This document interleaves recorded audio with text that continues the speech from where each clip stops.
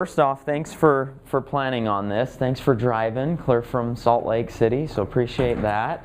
Thanks for driving from Payson, so that's good too. And then you guys, everybody else, awesome. And welcome, Tommy. It's good to have you. This is your first closer training, and it might be a first for a few of you. I don't know if we did them back when you were here.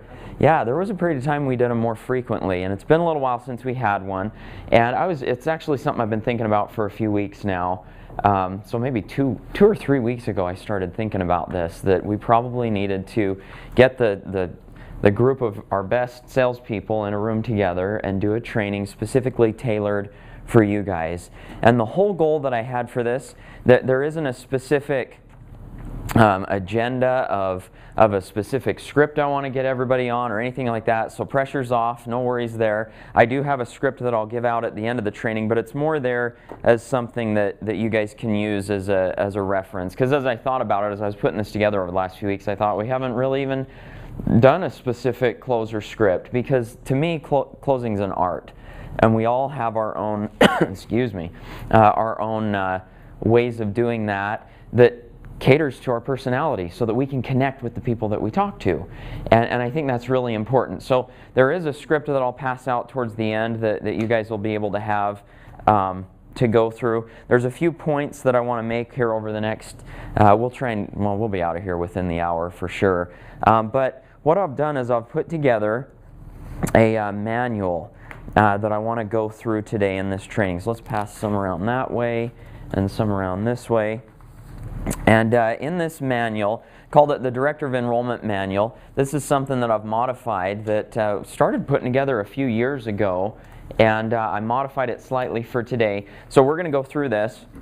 Then I'll pass out this scripting so that you guys can take that with you. And then lastly, I'd like to go through closer pull percentages. That's something that we haven't looked at for a long time. And that way you guys can see where you're at based on your sales. Well, it really shows where your sales are, not sales, but just closes in particular. So this is just volume based on how much you have closed in 2019 that we'll go through. Obviously, Tommy, you'll be at 0 since you haven't really started yet. I wanted to go through those so that you guys have that information. And that's the whole goal of this closer training, is to help kind of reset and get back to the basics so that you guys are able to make sure that you're managing your position appropriately. I've noticed over the last few weeks that some people are and some people aren't doing some of the basic things that a closer would do. And as I thought about them, it's easy from a third-party perspective to see those and go, oh yeah, you should be doing that. But then I thought, I remember you're in the day-to-day of it, and you're going through setting every single day, and then you're going through closing. And you get in this pattern, and I've talked with a lot of you guys about this before, where I would close and I'd get in this thing where I felt like I was saying the exact same thing over and over and over again on every close. I'm doing the exact thing. Why are my closes dropping? Why is my close percentage dropping or going down? And it's not staying consistent. And I'd kind of realize, I wonder if I'm really staying on track to what I did originally. And I would pull out a script that I had put together where I had written it down, and I would read that script on my next close. And it was interesting, as I would read it and force myself to get off of this kind of pattern that I had been in, I'd get back to a specific script, and I'd realize as I went through that, at the end of that close, I'd think, man, I didn't realize how far off I'd gotten, over time, and thinking I was doing the exact same thing, but it just shifts and conversations happen and they move you in different directions, and you kind of just shift from the basics. So I wanted to go through that and kind of go through those things. Evaluating our performance was kind of one of the main things that set this off as far as our closing ratio, and I've got some of that in here that we're going to go through. But we recently had some meetings with another floor that closes sales, and essentially we sent that floor yesterday or the day before. I think I was telling you, Bill, I can't remember was it around 600 leads? I think we sent them around 600 or 700 leads. Now that might sound kind of strange to you. We have a lot of leads right now on our floor. We've got a lot that are just sitting, and we're allocating them out on a weekly basis, but we do it based on performance. And we've found that if we allocate too many reps don't perform on it very well, the dollar per lead drops. If we allocate too few, people don't have enough to work to be able to pull those out. Sorry, I'm going to struggle through this, but essentially what we found out, this floor told us if we can send them $100 buyers, which these leads are, that they are generally able to pull out a $600 per lead on those. Now, we're pulling out about $160 a lead on some of our higher end leads.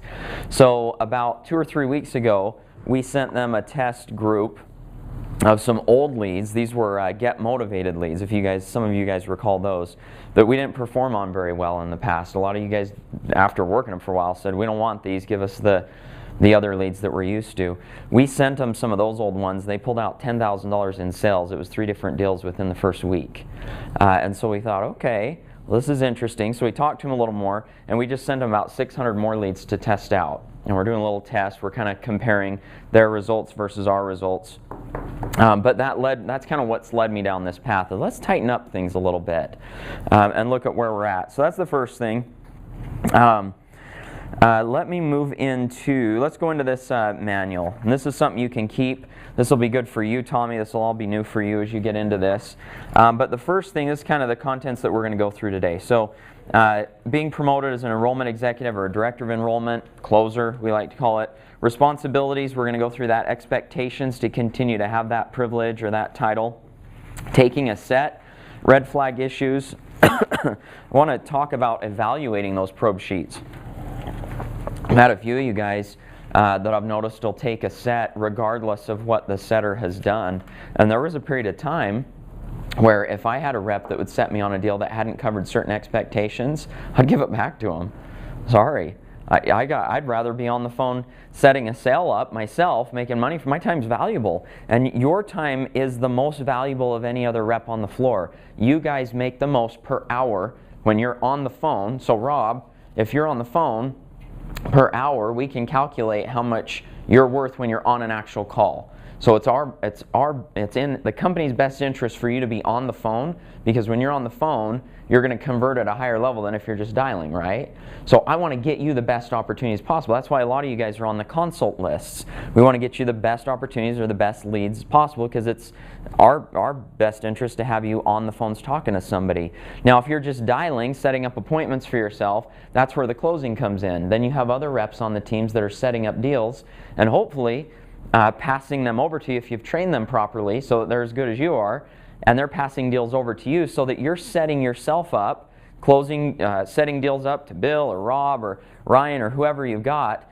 But then at the same time, as you're setting, you've got a group of people that are setting up deals and putting you on those so that you're on the phone as well and closing those people down.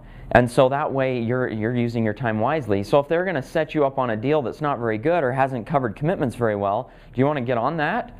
I know for me, I would have much rather, if it's a terrible set, I mean just bad, and I'm sure you guys have had plenty of them, but if it's a really bad set, I'm thinking to myself, man, this is awesome, good job, buddy, but why don't you jump back on this and qualify them a little bit better, because I need to dial. I'm going to see if I can find somebody else that I can get Rob on, and then I'll take your set once you've requalified them. So now I have 2 opportunities happen at the same time. I set one up and I'm closing one.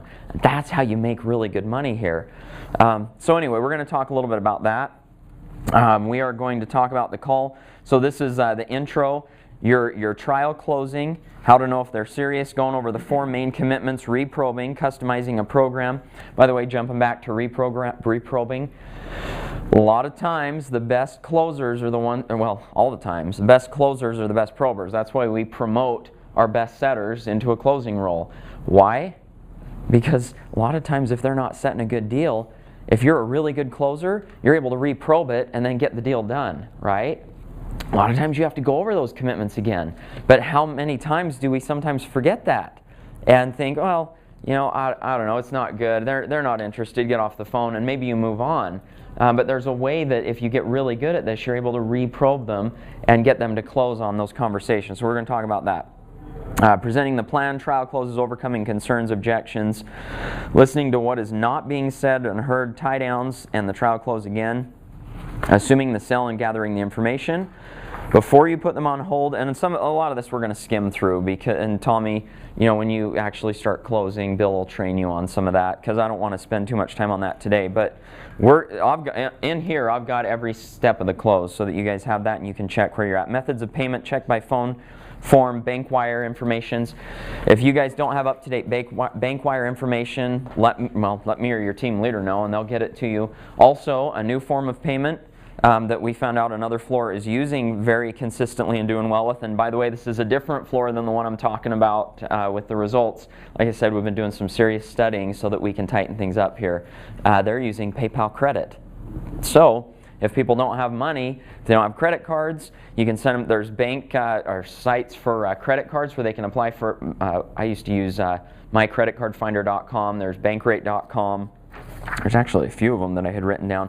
And then one of these floors has seen a ton of success with is getting their students to apply on PayPal credit. And PayPal credit extends 0 interest for 6 months, and I think it was no payments. I'll have to look at my notes. It's not on here. But it seems like it was, I know it was no interest for 6 months. So that essentially buys your student full 6 months. Because it's available immediately. It's available immediately. Because it works electronically. So they get a card, I think, but they can. Don't need the card. They don't need it. So I actually personally use PayPal credit. So that's why when I found out they were using this, I'm like, duh, idiot. Why didn't I think of that? And their whole floor is using this PayPal credit thing because they extend it to them instantly. I guess where I was going with that, Daryl, is I don't have a credit card, like a physical card to my PayPal credit, and I've been using PayPal credit for like a year to buy different things. Does it have right? Visa or MasterCard? No, you just use PayPal to pay for it. You know how we can invoice them through PayPal, or they can just transfer payments at achievetoday.com. You just pay that way with it. But when they send it out, it's a Visa, isn't it? No, I don't know. I've never had one. It's sent out like that. No, but if they do, it's got the Visa emblem, I think. So He's got one. MasterCard. MasterCard. But here's the question is, if we're doing that, just like we've had issues with PayPal recently, are we able to set them up on the platform? Oh, that's a good point. Because it doesn't give... Very good point. Maybe what we would do is just give them a year and then pay it up front. So we'd add a year's worth of platform payments to it. I saw that on one of them. Yeah, so we can do that if we have to. But that's a good point. Otherwise, we haven't had problems with PayPal. It usually always comes through. It's just the monthly payment. One lump sum with PayPal instead of monthly payment. If it's that day. PayPal does have a system for businesses where they can ding it on a monthly reoccurring basis. Well, so we're not set So- up. We're not. But Yeah. we could be fairly easy. Yeah, we can talk about that after. Yeah, because we'll have to set it up. Prevalent enough that it makes sense for us to think about these types of options. The other one you need to write down on your list is Credit Karma. Credit Karma. I used to use that one. That's an old one. It is, but it's Yeah. effective, and for those who don't know it, you can actually do your taxes for free on creditkarma.com instead of paying TurboTax or any of those guys. Awesome. Okay, so keep those in mind. Take some notes, and these are some tools that you can use and you can teach your setters to use. Okay, so let's move on into this. So congratulations. I'm going to skim through it. Actually, Bill, can you read those first two for me? Sure. Try and read a little loud so my little mic will pick it up. Okay. Congratulations on being promoted to one of the most important roles in our company. As an enrollment executive, your job is to show value and understanding in our products and services. Your job is to ensure that the client is prepared to start this exciting journey. In the great words of our parents, this is a privilege, not a right. That's why I wanted you to read it. Sounds better coming from you. To be an executive. So there are some basic standards and expectations that need to be adhered to continue this prestigious title. Awesome. Thanks for starting that off. So number one, continued activity. You'll be responsible to keep your phone time and dials up to the floor's minimum. I think that's important to keep in mind. Now, you all have different roles. As just a closer on the team, then it's much easier to do that, right? You're closing and you're setting and you're closing. Then you take on a role as an assistant team leader and you gain some added responsibilities with that. So that needs to be considered as well. And then you move into a team leader role and there's even more responsibilities that you take on with that. And I recognize that and I understand it, but know where you are and what you should be doing on a day-to-day basis and where your activity should be as a closer. Number two, DPL, or total probing volume. To become an executive, you have to be a great and consistent prober. As such, it is important you continue your probing success in this role. It's important as a leader on your team that you lead by example in sets and production. I heard recently some people talking about another rep's performance. It's hard for people to follow a leader who doesn't have a high level of performance or sustained results. Then it's, you know, it's just hard, right? You want to practice what you preach. And so set the example for the people that are following you. That's always important. They want to see that. And if they don't, you might not think that they're thinking it, but they're thinking it. And I've unfortunately heard some of that in the last few weeks. So it was something I wanted to bring up and to have you keep in mind. Oftentimes it's forgotten that people look up to you and you want to set that example and that tone. Number 3, positive attitude and support. This one's a given. I mean, obviously we've never really allowed negativity here. I hope you guys are kind of the police of that, where you're out on the floor and you guys can hear it. I know Ryan gets it under control quickly when he hears it too. He was talking about it the other day. As an executive, your fellow team members are going to look at you as an example of success. It's important you show support and positive reinforcement for the team and team leader. Be willing to help out when help is needed and going above and beyond. You may be called upon to come in early or stay late to help a fellow rep. As an executive, it's very important that your team members and team leader know and feel they can count on you. Number 4 is conversion. It's important to have the faith and trust from your team members that are willing to set you on their deal. Sorry for the spelling there. Conversion is a very important element for this trust. Once trust is lost, it takes a lot to get it back. Guys, I remember when I was put into a closing role, one of the reasons I was nervous about, actually I'll just say it, I didn't want to become a closer. The company asked me 2 or 3 times to start closing before I said, okay, I'll do it, because I remember thinking, I love setting, I'm good at that. I can set up 3 deals at once and have all these appointments. 3 closers are making money for me, and I don't have to worry about anybody else's paycheck but my own. There's no stress, right? It's awesome. When you start closing, and I always worried about this, is now I'm responsible for somebody else's paycheck.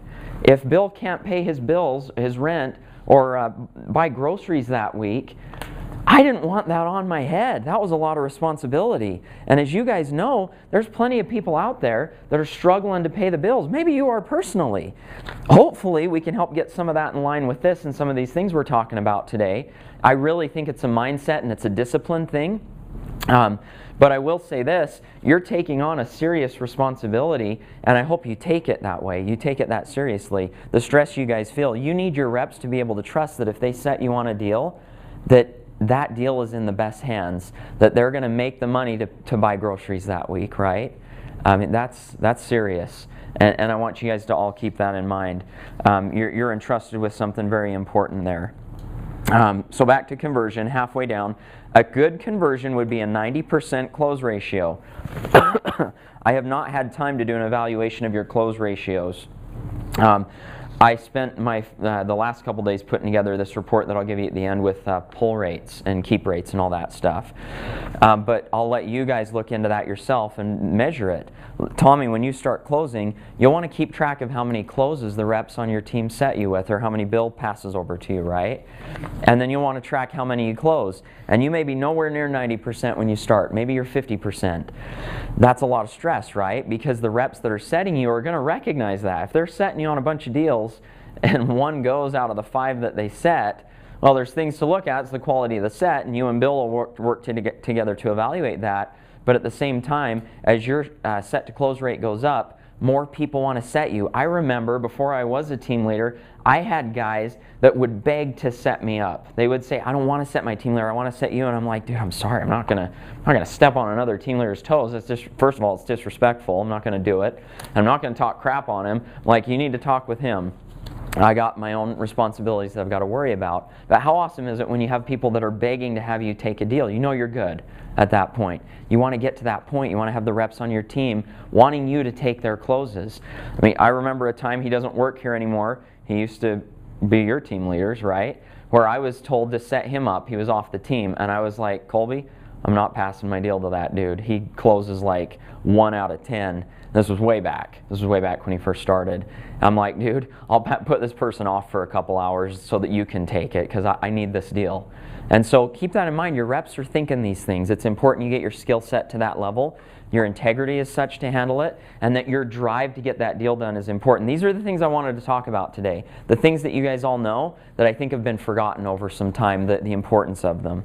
So that's conversion. You want a 90% close ratio. I've had ones that have been higher than that at times. As you train your closers, or excuse me, your setters, and as you get better, you can get it above 90%. Sometimes maybe it's 80%. Maybe you got crud going on at home. You're having a hard time focusing. Your close rate's going to drop. We all know emotions involved, but you want to be averaging that 90%. There are going to be, I'll just finish the paragraph. There are going to be those exceptions where you have a rep that's missing crucial elements in their probe, where it's almost impossible to convert it. Be aware of those instances and be prepared to discuss those with your TL. Number 5, chain of command. It's important that you understand how your team's set process works. In most cases, all sets go to the TL first. It's up to the TL to determine who will receive the set. Most teams have a hierarchy process in place to determine who is first or second executive in line for the week. And it is important you understand how this system works and what you need to do to qualify. If at any time these expectations are not met, you could be put on probation or lose your executive title. So just back on the hierarchy thing. Team leaders, this is up to you, how you manage it. Daryl, any of you guys.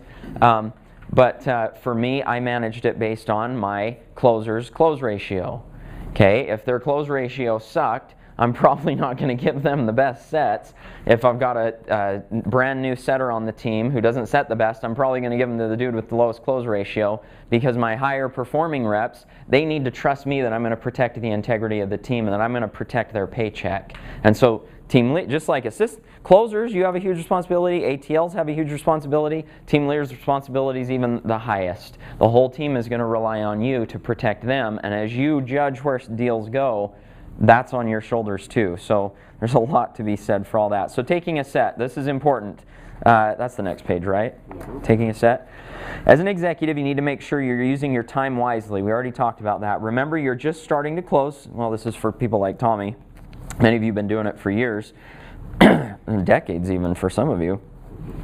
You're not going to want to be picky as to which ones you'll accept. Okay, so that's important. I remember my team leader would give me the most terrible sets. I'd get maybe one deal passed to me a week. So I would, as a closer, he might pass me one a week, and that one was, I won't categorize them, but they were ones that traditionally never close. But it got me good. It got me good. It's a bit out of date, because since I've been here, we've never had the chance to be picky about what closes we take. We've given a close and we take it. No?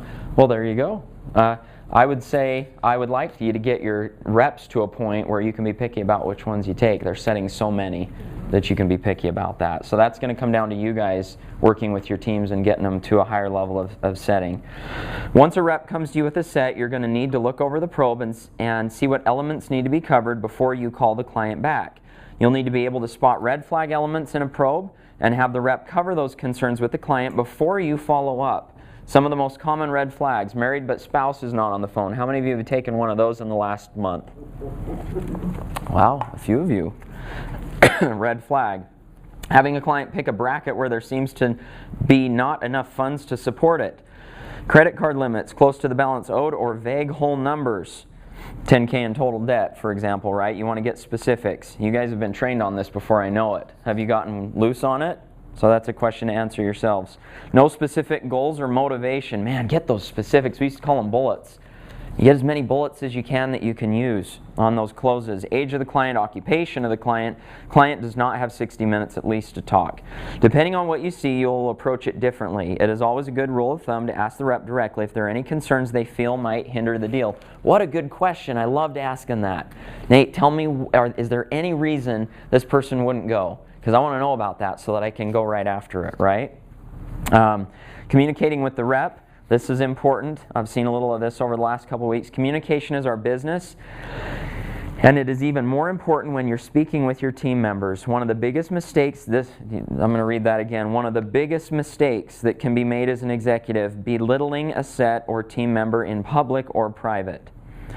If at any time there are major issues or concerns, they need to be brought to the TL. So, and that could go for a TL too, but remember, If a rep sets a deal up, even if it is the biggest garbage ever, remember they put a lot of work into that. They worked hard to get that over, and it oftentimes represents their entire paycheck and those bills that pay the car payments. They're not riding the bus in a couple weeks, right? So let them know how grateful you are for that opportunity. Remember, you guys stand to benefit the most from being able to close. You can set and you can close, and you're able to get 2 deals at the same time oftentimes. So remember to help be positive as you get these deals, and coach and train and work with them and be professional about it. On the other hand, positive praise is warranted and encouraged.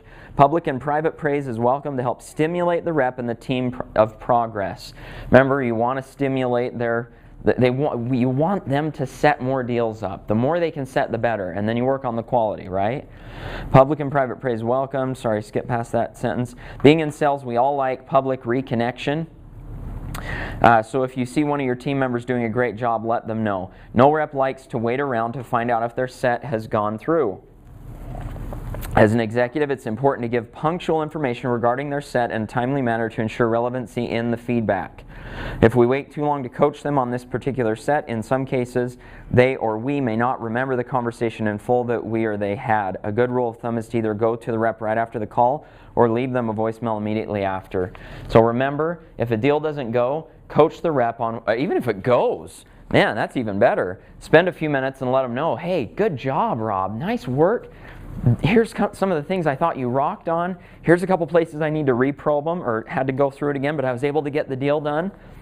Maybe work on that next time and we'll be able to get you even more deals. Good job, buddy. Nice job getting the deal. Or, Bill, it didn't go. Here's a couple of the reasons why. Here's a couple areas that we fell a little bit short on. If you can tighten that up on the next one, I can get these done for you, dude. So those are the conversations that matter. Talk to them after. Remember, this is part of the job of a closer, a senior executive, is communication. We are in the business of communication.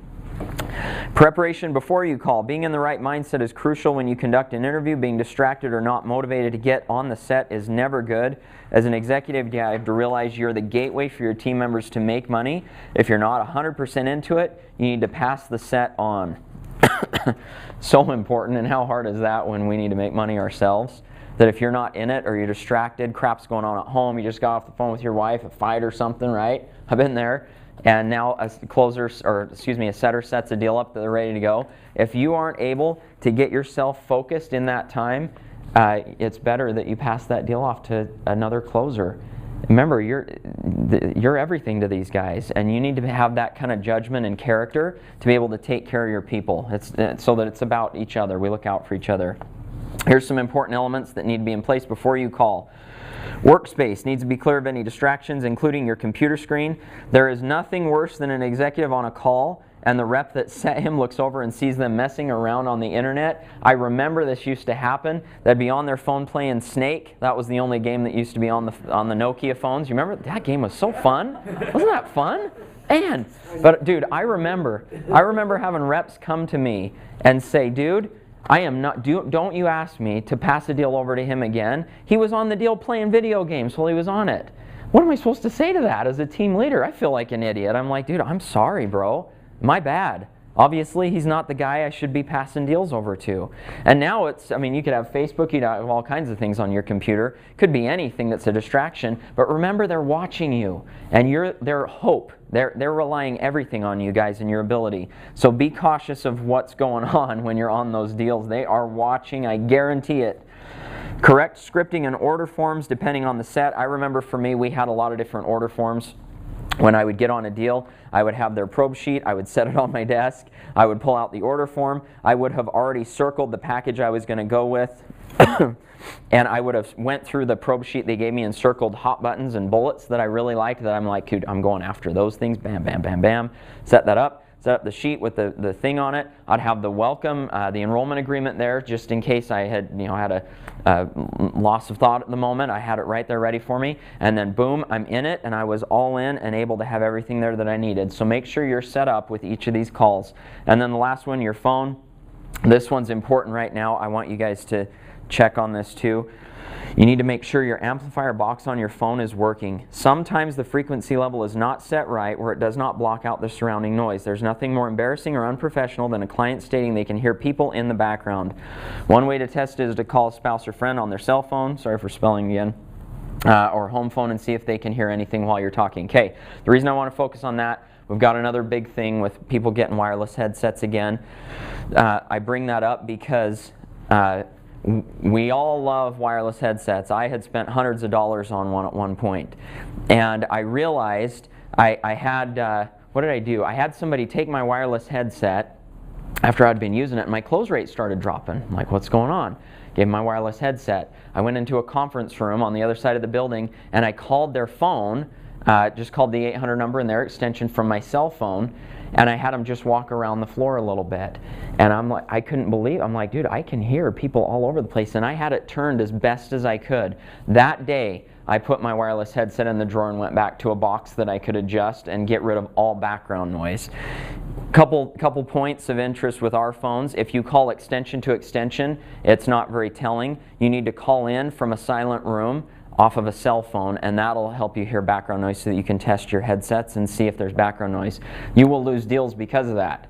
When people know they're talking to somebody on a call floor, the seriousness and the what do you call it? Like professionalism kind of goes down. They're like, oh, it's just a big sweatshop, right? What's the movie with Ben? Boiler Room. Boiler Room. It's just a boiler room, right? You don't want that. We wanted to sound like an executive in a private office talking to these people, helping them out. And if you can hear background noise, I guarantee you your close rate's not going to get to that 90%. People are just going to be like, it's not that serious. They lose the focus.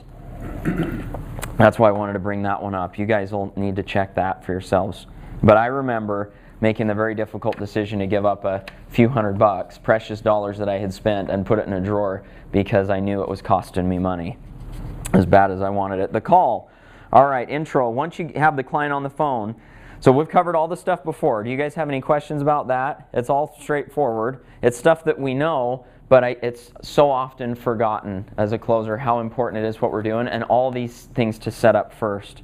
I would encourage you to go back through this in a week and see if you're actually doing a lot of them.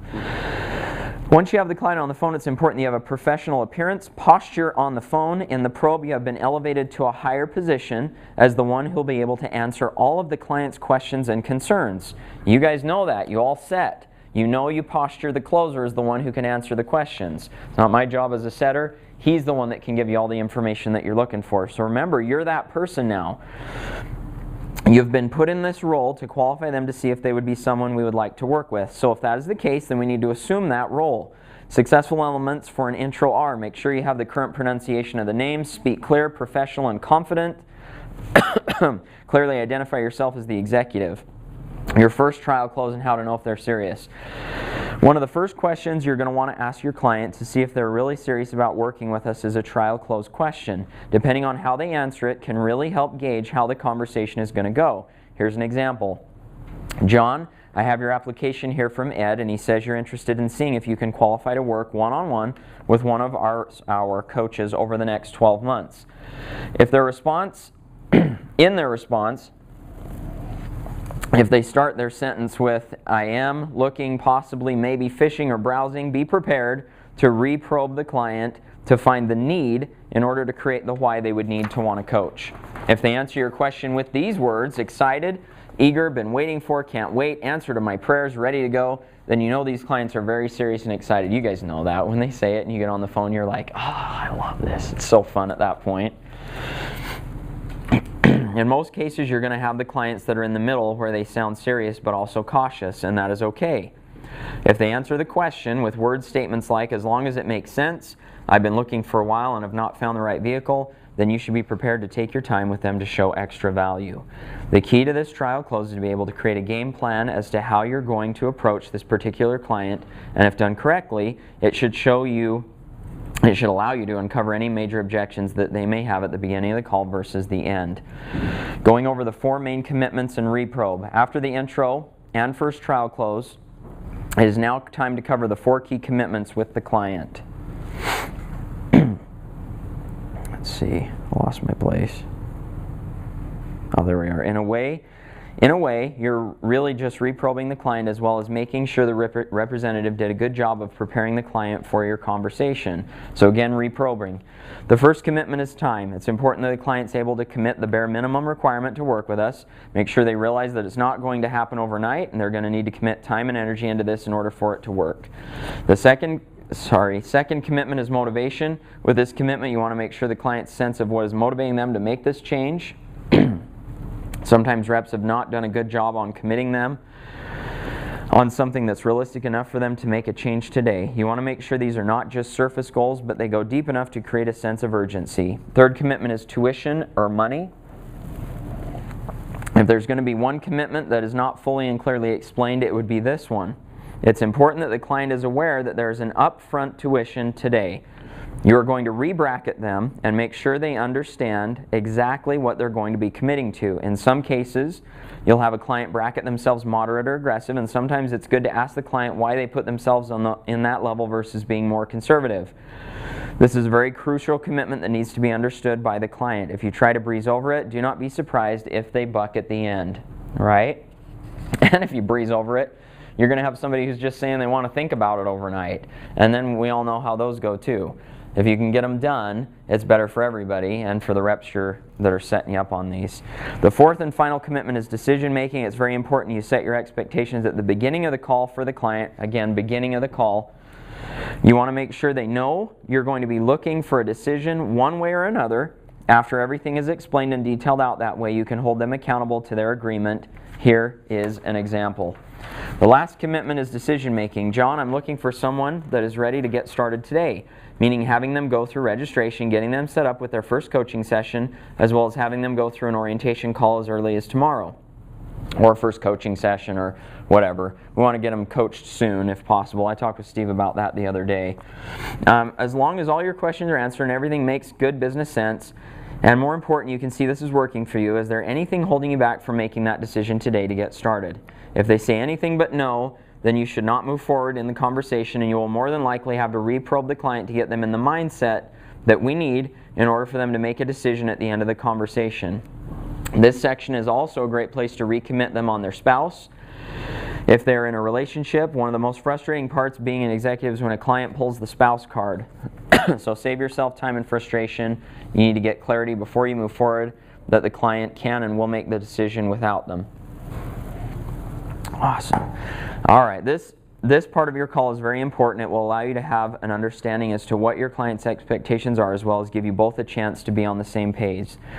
Customizing a program. Okay, just a few more pages. There are different types of sales techniques that can be used to create value with a client. One way is taking them through a process where you create and customize a program for them, asking questions that are directly related to the tools and resources we can provide. Here's an example.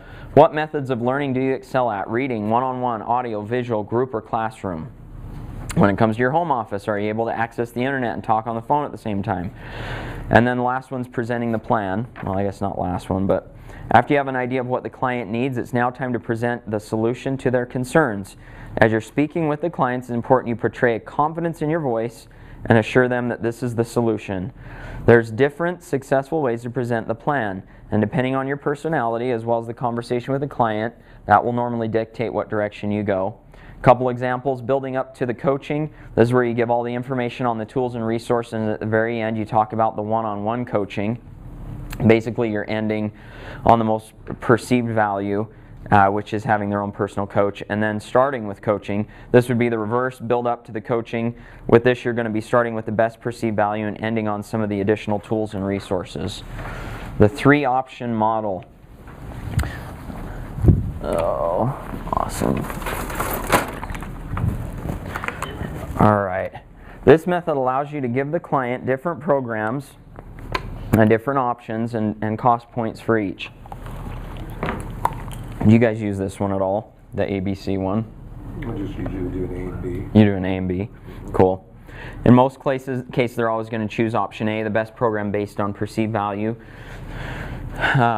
If this is a method that you want to try to use, make sure you have proper training on it beforehand. This is something where we used to order them in a certain order, the way we'd deliver them. I think we've talked about them. It's a different training that we can do, but that's what we're talking about there.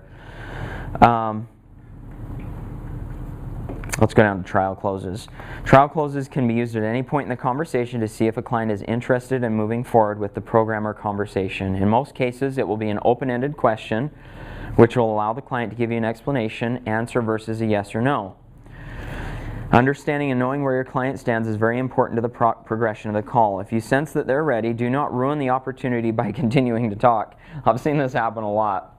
You guys keep talking when they're ready to go and kind of shooting the breeze, and it just kind of, I mean, the whole focus and energy just kind of goes down the tube. Stay focused.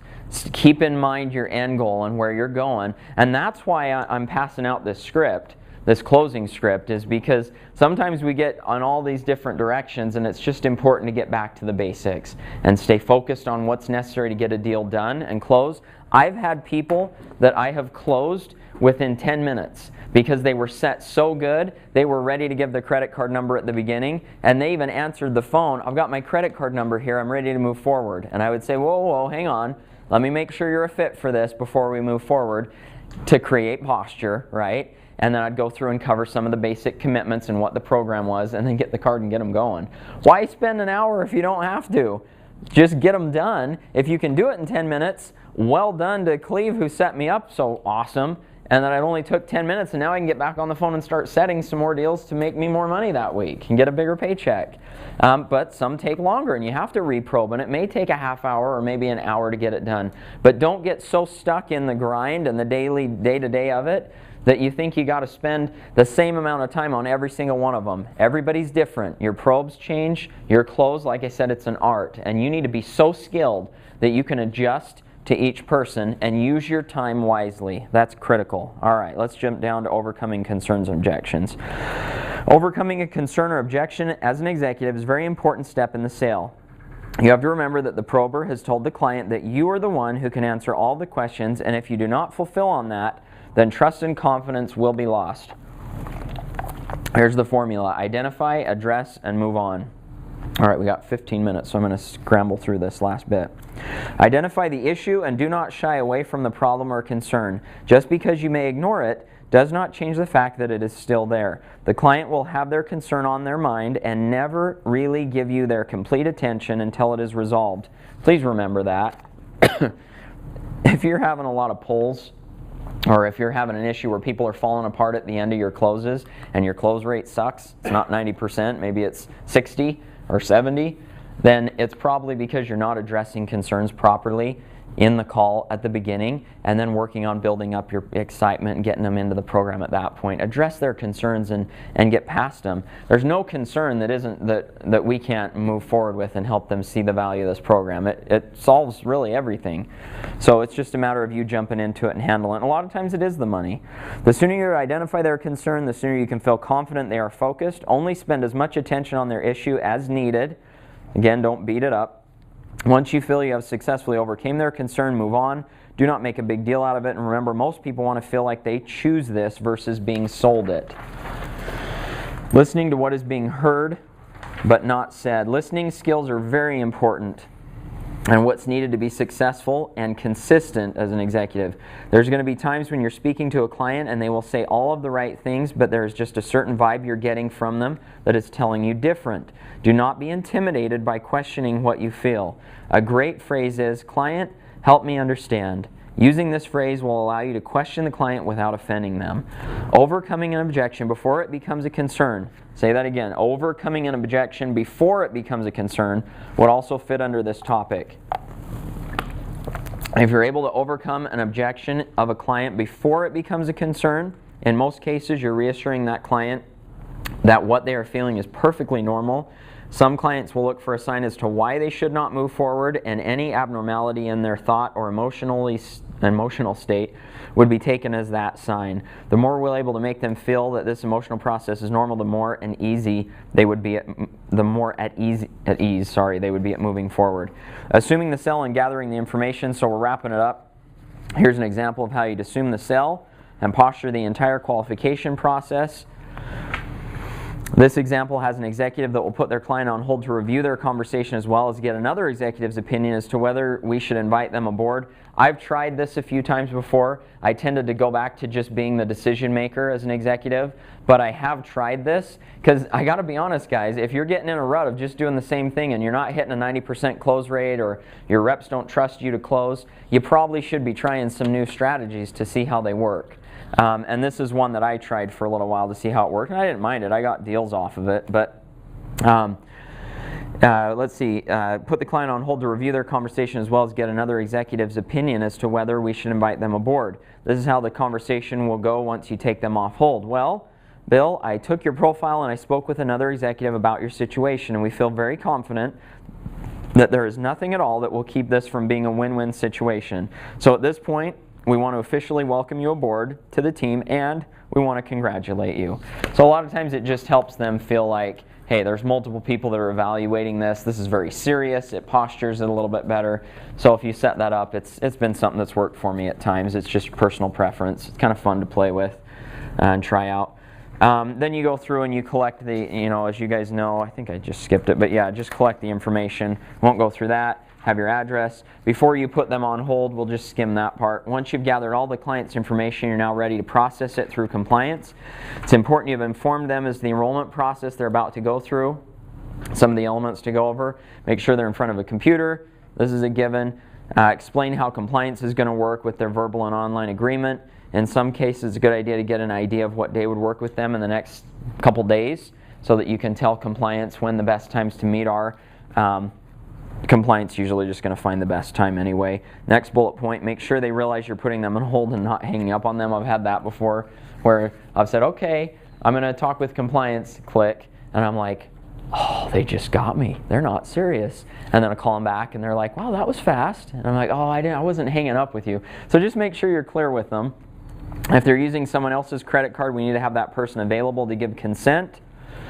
Make sure they have all your contact information just in case you get disconnected, and then once these elements are covered, you can now successfully put them on hold.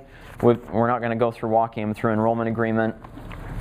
Sometimes you just want to skim that anyway. Preparing the client for V&E.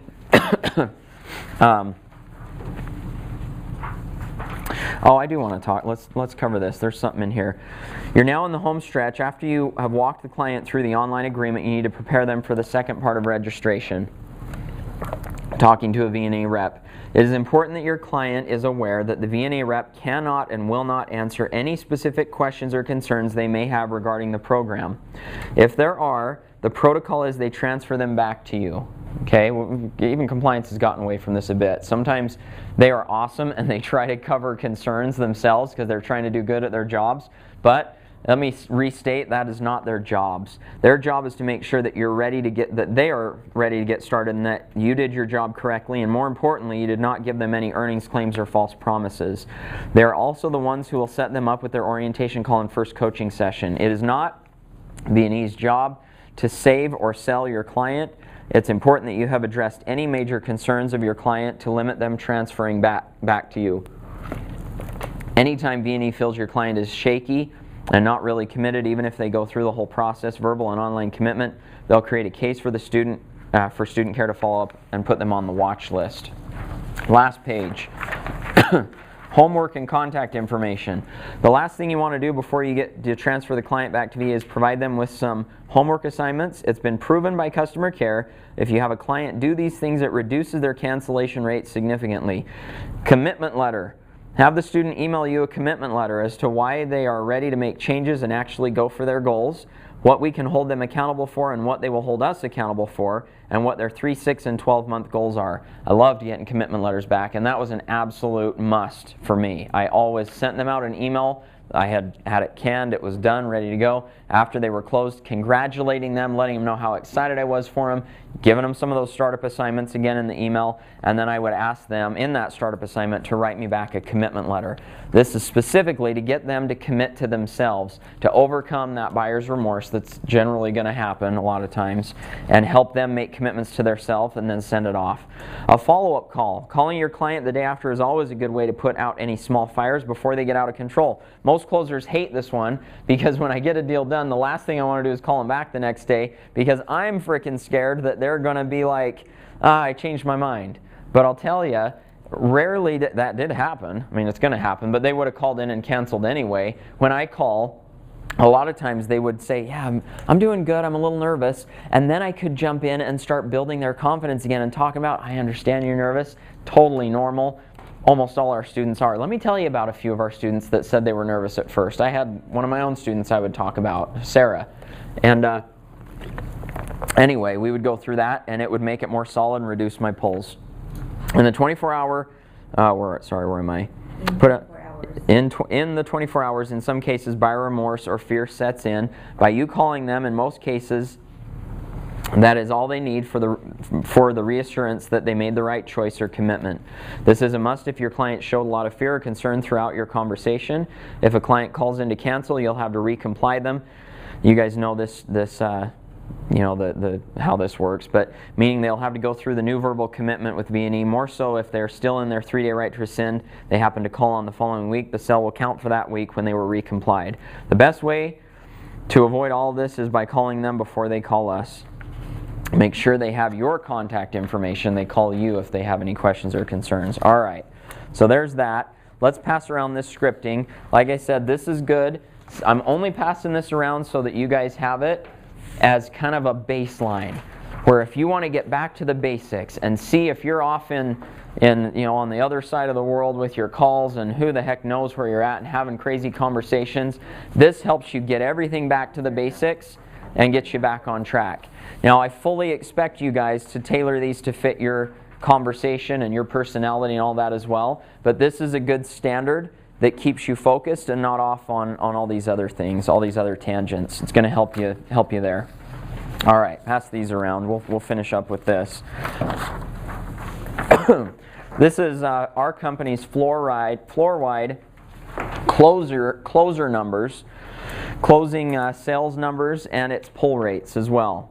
So it's good. We're all friends here. I thought about doing this individually, and I thought, you know what, I hope none of you guys, I don't judge any of you, so hopefully it's just good information for you to use here. I want you to take a look at a couple columns. The top is year-to-date sales. This is 2019 only. I only went back to January of this year. Total pulled volume of your closes. Remember, this is not your setting volume. It's only your closing volume. Total saved. You'll notice Barbara, for example, she had one pull. You've closed over $40,000 in volume this year, Barbara. You had one pull for $59.90. You saved it, so you have a 100% save rate at the bottom. That's pretty good. Nice job. Also below that it says team totals. This is our year-to-date sales, almost $1.5 million. Total pulled, $147,000. Total saved is $25,000. Total refunded, $121,000 of the volume we sold, which gives us a 10% average pull rate and a 17% save rate. So here's what I would do with this. Information is good. It helps you make decisions. Our average floor pull rate is 10%. If you're above 10%, then your goal, you need to try and find some ways to reduce it down to 10% through some of the things we talked about today. If you're below 10%, guess what? You're not off the hook. That means you're not selling hard enough. I fully believe, and I've always believed this, and I've seen it to be the case.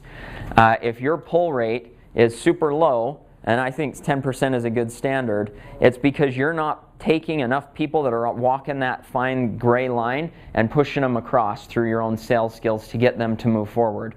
Meaning, if you can push 4 people across that line and you have 2 pulls, we talked about this a few weeks ago, I'm much happier with that, and you're a better salesperson than somebody who only gets 1 sale and no pulls, right? Because you're getting twice as many sales because you're pushing more people across that line. So push harder. Be willing to walk that line and go a little bit further. But the goal, as an average, we're at 10%. So if you're above that, there's some issues you need to work on. And if you're below that, we need to have you sell a little harder and work on some of those skills to push people across that line a little bit further. There's some other interesting things that we can gain from this. And I'll just close with this. It's not so much the closing thing. This is more I just thought this was interesting. Bill, I want to congratulate your team, because as I looked through these numbers and studied them when I finished up this report yesterday, you guys have done over $500,000 in volume in 2019 so far. Now, here's the interesting thing, and I only want to make a point of this because I think Bill deserves a little bit of this, so don't gag at this, but you'll notice $500,000 in closed volume from Bill's team. Who are Bill's closers in here? Barbara, Cleve, Nate, right? And Cleve is actually... Cleve has $136,000. Sorry, where am I? Nate, $234,000, and where is everybody? Sorry. Anyway, you guys know where I'm going with this. As we talked about in this, the team leader, and this is the way that all team leaders have run this, is the deals come to the team leader first. And and my team leader did this. He would pass me maybe one deal a week, and that's okay. I was grateful for that one extra deal a week because that helped me make more money than I would have as a setter. I was incredibly grateful for that one opportunity a week. It made me an extra few $100 a week. But if Bill did that the way that my team leader did it, or even the way that I did it for a while, I took the majority of those deals because you've earned that as the team leader. He would, if you just do the general math on that, at an average of say 20%, he would have made almost $100,000 if he had taken all the closes personally. If you had taken all of that. That's assuming there's no financing volume, sorry. That was just, I mean, I know there's financing volume, but I was just trying to do a correlation there.